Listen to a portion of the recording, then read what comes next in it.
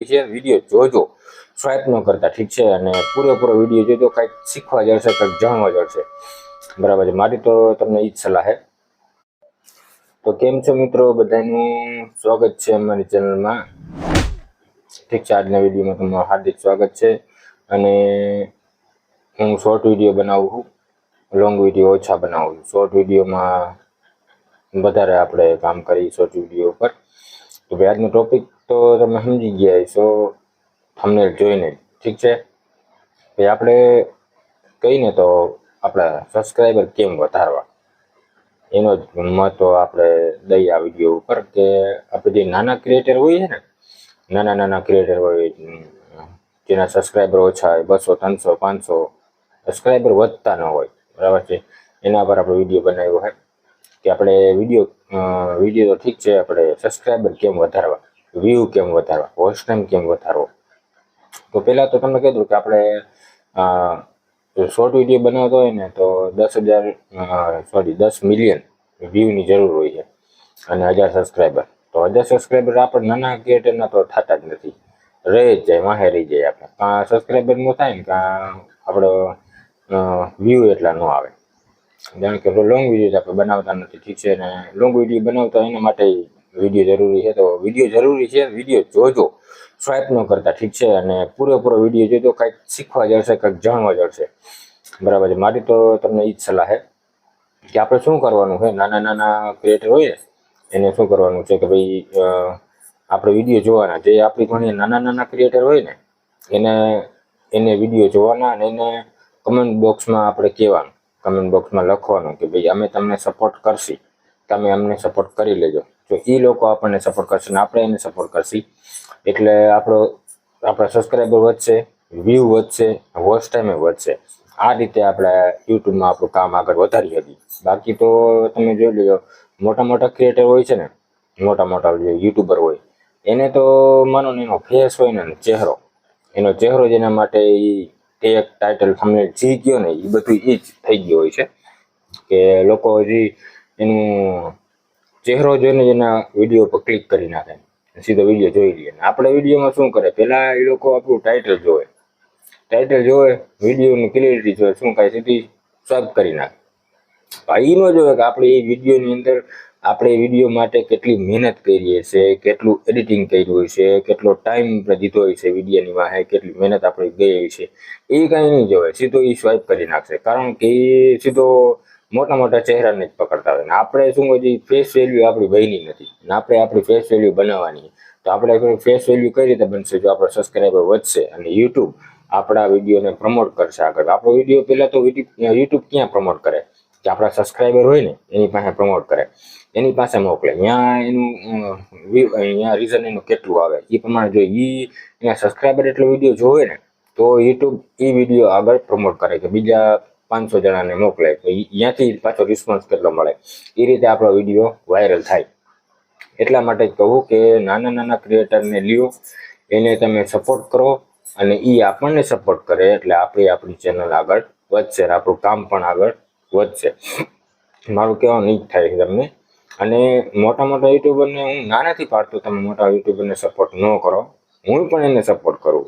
કારણ કે એની ચેનલને હું સબસ્ક્રાઈબ કરીને મેં રાખી છે, એના વિડીયો જોઉં, એનામાંથી મને કંઈક શીખવા જડે કે ભાઈ એ વિડીયો કઈ રીતે બનાવે છે, ક્યારે અપલોડ કરે છે, શું ટેગ નાખે, શું ટાઇટલ નાખે, કેવી એની થંબનેલ હોય છે, એ પણ આ બધું મોટા યુટ્યુબર પાસે આપણને થોડું ઘણું શીખવા જડે. એટલે એ ચેનલ તમે સબસ્ક્રાઈબ કરીને રાખો, તમને કંઈક શીખવા જશે. ને બધી ટેકનોલોજીની બધી જે વિડીયો હતા એ તમે જોતા રહ્યો. અને ગમે ત્યારે ફ્રી ટાઈમ મળે ને ત્યારે સીધી આપણે મોબાઈલ ખોલીને આપણે આપણું કામ કરવાનું છે મોબાઈલની અંદર.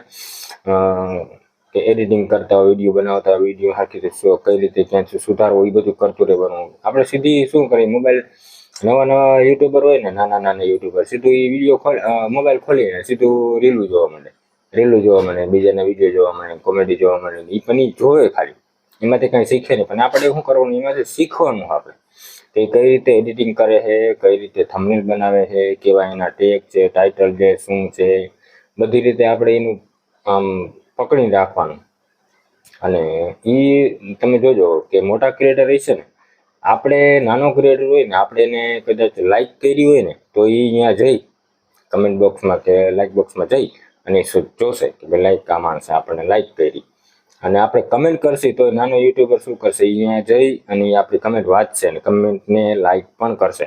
અને મોટા યુટ્યુબર શું છે કે આપણે જો ઉપલા એનો વિડીયો અપલોડ થશે ને અને કદાચ આપણે જોઈ ગયો ને પેલા 1 થી 10 ની અંદર આપણી કમેન્ટ ગઈ ને તો એ આપણા કમેન્ટને લાઈક કરશે, બરાબર છે. બાકી એથી નીચે આપણી કમેન્ટ ગઈ તે આપણી કમેન્ટને જોશે પણ નહીં, કારણ કે એની પાસે એ ટાઈમ જ નથી હોતો જોવાનો. ઉપલી 10-15 કમેન્ટ જોઈ લે બસ પૂરું થઈ ગયું, બસ પતી ગયું, ત્યાંથી વાત ખતમ. આપણે શું કમેન્ટ આપણા વિડીયોમાં તો આપણા કાંઈ સબસ્ક્રાઈબર એટલા હોતા નથી ને આપણે કાંઈ એટલી કમેન્ટો આવતી નથી, જોવાની થતી નથી. આપણે શું આવે 1-2 કમેન્ટ આવે કે ભાઈબંધ દોસ્તાર હોય કે હગાવાલા હોય એ આપણે કમેન્ટ કરે, અને સબસ્ક્રાઈબર કોણ હોય કે આપણા હગાવાલા હોય કે શરમના મારે આપણને સબસ્ક્રાઈબ કરીને બેઠા હોય, અને કાંઈક ભાઈબંધ દોસ્તાર હોય એ આપણને હાલો આપણો દોસ્તાર છે તો આપણે સબસ્ક્રાઈબ કરી લે. બાકી આપણે સબસ્ક્રાઈબ કોણ કરવાનું? જો આપણે સબસ્ક્રાઈબર જોતા હોય ને તો આ એક સરળ અને સીધો રસ્તો છે કે તમે નાના યુટ્યુબરને લ્યો, બરાબર છે, એના વિડીયોમાં જાઓ અને એના કમેન્ટ બોક્સમાં લખો કે મેં તમને સપોર્ટ કર્યો છે, તમે પણ મને સપોર્ટ કરી લો. આ રીતે આપણે કરશું ને તો આપણે આગળ વધશું.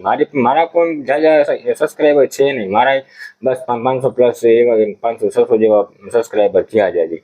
અને આપણે કામ કરવાનું હોય તો હશે, જેમ સબસ્ક્રાઈબર હશે એમ આપણા વિડીયો પણ આગળ જશે, આપણા વિડીયો આવશે, વોચ ટાઈમ વધશે, તો જ આપણું કામ આગળ વધવાનું. નકર આપણું કામ આગળ વધવાનું છે નહીં. એટલા માટે જ કહું કે તમે નાના યુટ્યુબરને લ્યો, એનો સપોર્ટ લ્યો, અને ગમે એ પણ કામ કોઈ પણ જાતનું કામ કરતા હોય ને આપણે તો કોકનો તો આપણને સપોર્ટ જોઈએ. સપોર્ટ વગર કાંઈ કામ થતું નથી. એટલા માટે કહું તમે નાના યુટ્યુબરને સપોર્ટ કરો, એ તમને સપોર્ટ કરશે, તમે એને સપોર્ટ કરો.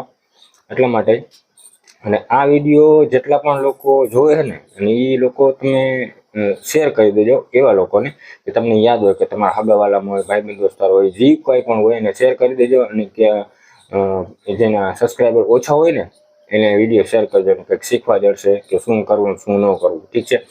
અને આ મારા વિડીયોના કમેન્ટ બોક્સમાં મને હાઈ કરીને નાખી દેજો.